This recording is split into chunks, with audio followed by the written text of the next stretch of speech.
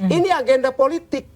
Agenda politik yang cukup besar dimainkan oleh merah dan biru dengan tujuan ingin menggagalkan Pak Gibran jangan maju 2029. Sehingga merah takut kadernya tidak bisa maju lagi karena sudah tidak berkuasa.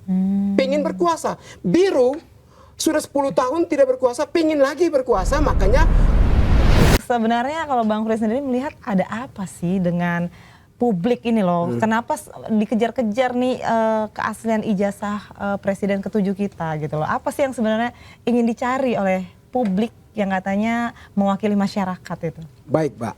Terima kasih, ini pertanyaan menarik, Mbak.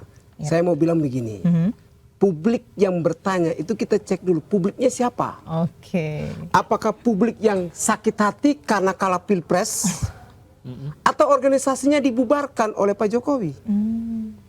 Kenapa? Orang-orang yang protes, saya kenal 95%.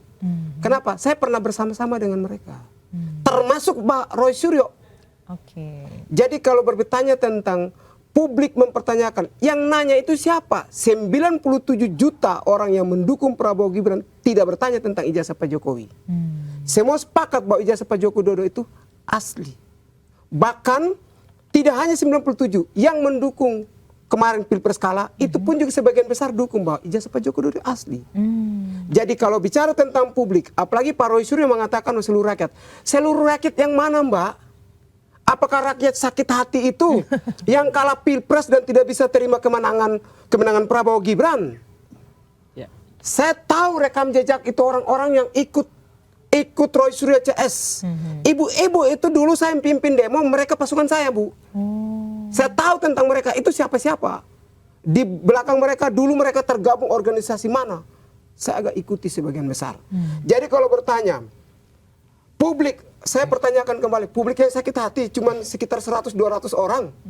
Sementara jutaan orang, ratusan juta percaya bahwa ijazah Pak Jokowi asli. Yang kedua, tadi kan bertanya bahwa apa agenda besar. Ini agenda politik.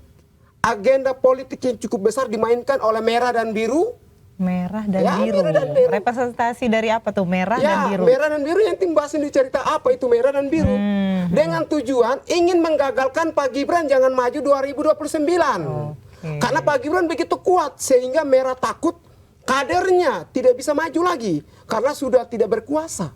Pengen berkuasa. Biru sudah 10 tahun tidak berkuasa, pengen lagi berkuasa, makanya kalau berhadapan dengan Mas Gibran kalah, makanya takut tidak berkuasa 30 tahun. Itu persepsi atau memang sudah ada bukti? Nah, ini memang pernyataan perjalanan politik nih.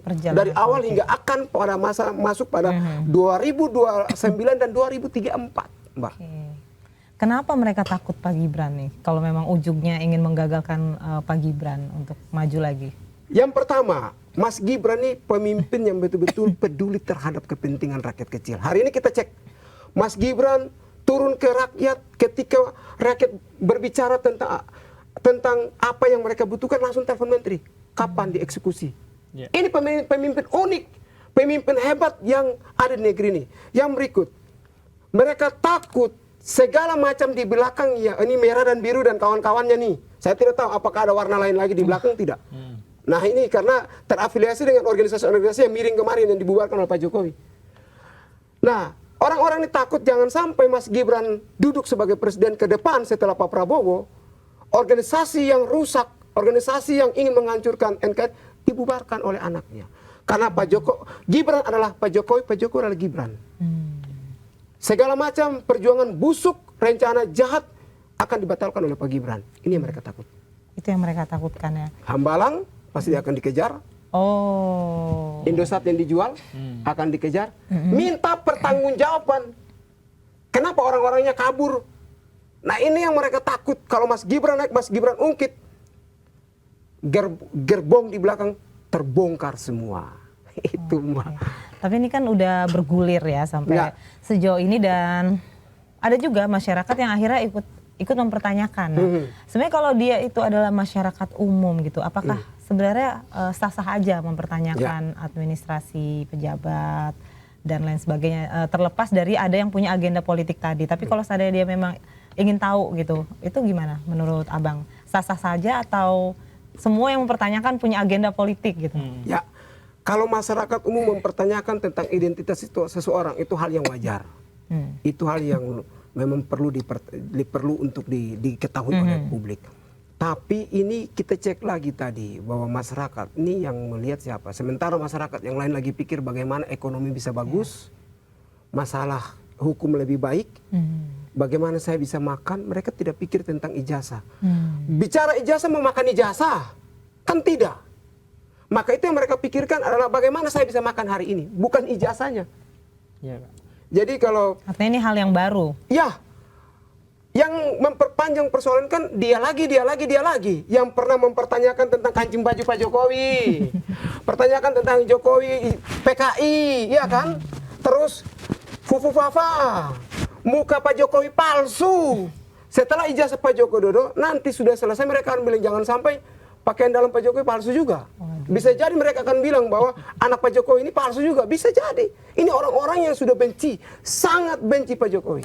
Artinya memang ada penggiringan opini yang secara sistematis gitu. Ya. Lewat isu mungkin ijazah, nanti ada isu baru lagi. Abang lihatnya seperti itu? Mbak, tadi saya bilang, di balik persoalan ijazah ada orang merah atau biru yang ingin agar kira-kira setelah isu ini kita main isu apa lagi nih? Target mereka Pak Jokowi dipenjarakan, Pak Jokowi diadili, dan Pak Jokowi punya karir politik selesai, tamat. Reputasi Pak Jokowi dihancurkan. Tujuannya adalah Gibran tumbang total. Itu target rencana besar yang mereka sementara buat. Kak Fritz kan alumni satu kampus lah sama Pak Jokowi kan. Bang Roy Suryo juga kan. Ada nggak sih cerita-cerita di para alumni UGM soal kasus ini sebenarnya tuh gimana, apa para alumni juga jadi pro kontra juga soal kasus ini apa gimana? Ada ceritanya nggak sih Bang Fritz? Memecah UGM juga nih jangan-jangan. Nah, kami para pengacara alumni UGM pada berkumpul. Angkatan 84, angkatan di atas itu semua pada kumpul di satu grup. Kami punya grup khusus. Kita bicara tentang Pak Jokowi, bicara tentang UGM. Kenapa? Kita UGM, maka kalau rektor sudah bilang A, maka itu final. Jadi alumni UGM semua sepakat dengan yang namanya yang rektor. disampaikan ke rektor ya? Ya, rektor bukan sekali bicara loh Mbak. Ya. Masa Roy Suryo sebagai alumni UGM, si Tifa dan si Pak Rismon Sianipar sebagai alumni UGM tidak percaya rektor, itulah yang saya heran di situ. Padahal mereka ini sekolah pasti tanda tangannya rektor juga. Ya. Jadi di internal kami alumni UGM bicara tapi semua pada sepakat Pak Jokowi. Yang tidak sepakat ya kalah pilpres itu Mbak. Mereka tidak, karena jagoan mereka kalah. Nah ini saja mereka sakit hati. Tapi kalau yang masyarakat umum dalam kategori alumni UGM yang tidak terlibat dalam politik praktis atau bergabung di warna partai lain, semua setuju dengan rektor. Sampai hari ini kan tidak ada alumni yang protes kan Bang?